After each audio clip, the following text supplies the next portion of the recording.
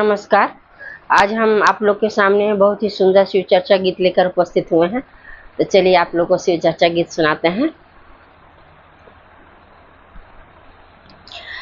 जैसन तोहरो मनवाए शिव गुरु ओइसन दिहा ज्ञान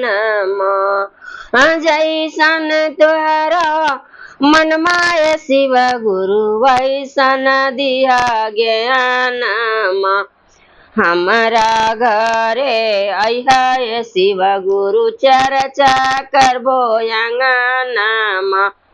हमारा घरे अइहा शिव गुरु चर्चा करबो अंगनामा जैसन तोहरो मनमाए शिव गुरु वैसन दिहा ज्ञानवा जैसन तोहरा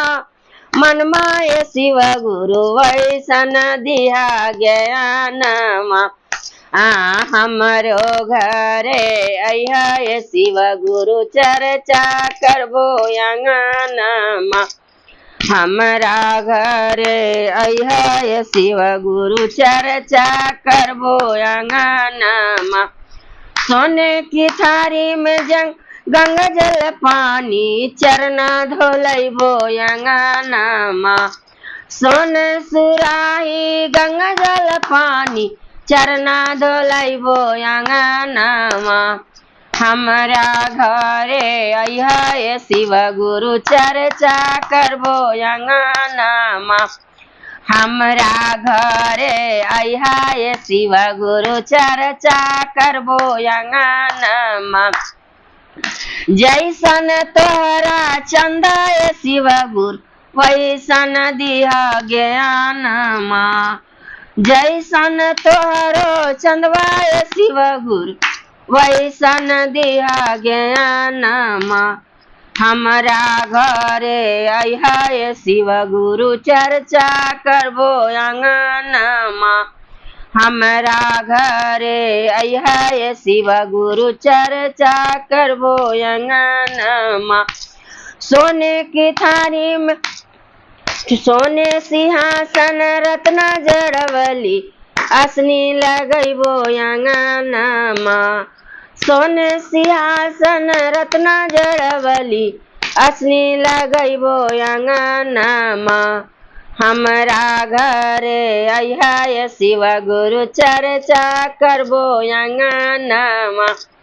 हमरा घरे अइहा शिव गुरु चर्चा करबो अंगनामा सोने की थाली में भंगिया धतुरवा सोने की थाली में भंगिया धतुरवा भोगवा लगैबो अंगनामा हमरा घरे अइहा शिव गुरु चर्चा करबो अंगनामा हमरा घरे अइहा शिव गुरु चर्चा करबो अंगनामा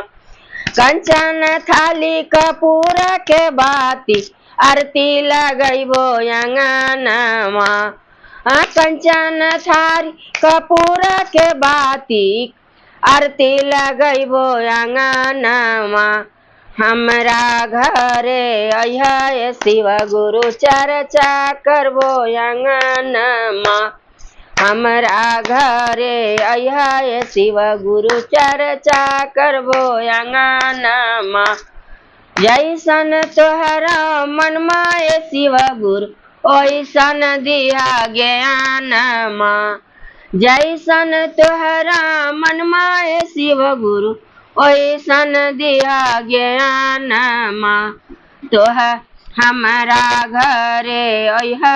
शिव गुरु चर्चा करबो अंगनामा हमरा घरे अइहा शिव गुरु चर्चा करबो अंगनामा।